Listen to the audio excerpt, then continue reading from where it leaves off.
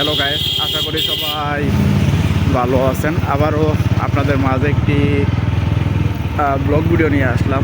আজকের ব্লগ ভিডিওটা হলো আমরা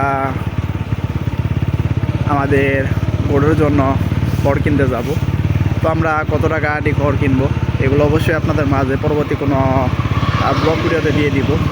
তো আমরা খড় কিনতে যাওয়ার আগে দেখতে পারতেছি এদিকে অনেকটুকু এরিয়ার ভিতরে তারা আখ চাষ করেছে। রাস্তার সাইডে সে আখগুলো আমরা দেখতে পারলাম। আর এদিকে আপনারা দেখতে পারতেছেন কত সুন্দর করে কাঠ দিয়ে তারা ঘরের আসবাবপত্র তৈরি করতেছে।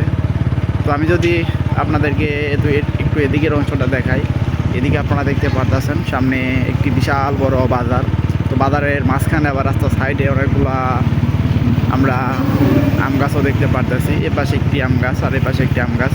তো আম গাছের নিচেই কিন্তু সেই দোকানগুলা বসেছে। তো এদিকে দেখতে পাচ্ছেন আপনারা একজন মাছও বিক্রি করতেছে। আর আমি যদি আপনাদেরকে একটু এদিকের অংশটা দেখাই, এদিকে আপনারা দেখতে পারতেছেন অনেক বড় একটি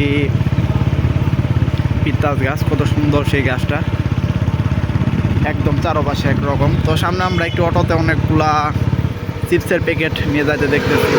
পুরা গাড়ি কিন্তু লোড। আবার গাড়িটার যে নিজস্ব ছাদ রয়েছে, তো সেই ছাদেও কিন্তু তারা তাদের যে প্রয়োজনীয় মালামাল, সেই মালামালগুলো তারা বহন করেছে। তো আমরা যাওয়ার পথে পাশে একটি ঈদগাহ মাঠ দেখতে পারলাম। ঈদগাহ মাঠটা কিন্তু অনেক সুন্দর, আর গেটটাও কিন্তু অনেক সুন্দর করে করেছে ঈদগাহ মাঠের।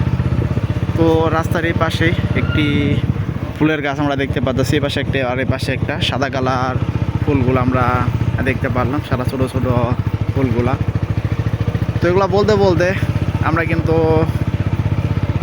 আমাদের যে জায়গা থেকে আমরা খড় কিনবো সে জায়গায় চলে এসেছি। তো আপনারা এতক্ষণ পর্যন্ত যারা আমার ব্লগ ভিডিওটা দেখলেন তারা সবাই ভালো থাকবেন।